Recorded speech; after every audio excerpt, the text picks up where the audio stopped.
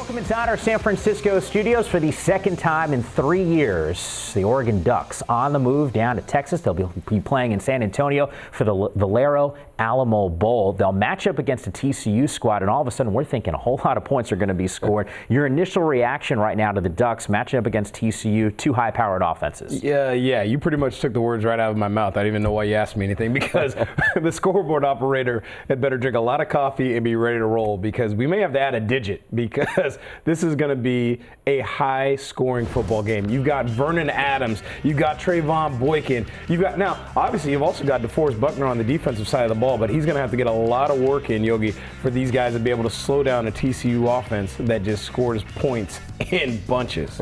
I love the narrative of this game. I mean, you look at both of these teams, and if healthy, they both could be easily playoff-type teams. I mean, we know the Oregon story, right? They're 3-3, lose Vernon Adams. When he's playing, they're as hot as anybody in the country. Trayvon Boykin, this team has lost 2 out of their last 4 games. When he's healthy, they could beat anybody. So I love this type of matchup. As you both mentioned, offensively it's going to be great.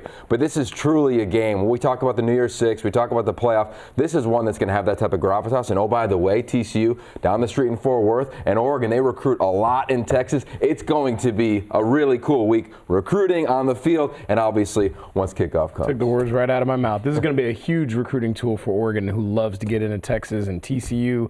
I bet you go to practice, it's just going to be a who's who of 4- and 5-star recruits. You know, it's fun because we've seen this Oregon team throughout the course of the season really thrive as they've gotten healthier, and by the end of the season we had said, hey, maybe they're the team in the Pac-12 conference you don't want to play, and that includes a Stanford squad that they were able to beat on the farm just a couple of weeks back. It should be certainly an entertaining game with a ton of points that'll be scored. And of course, for more coverage on this one, all you have to do, follow us on Twitter at Pac-12 Networks.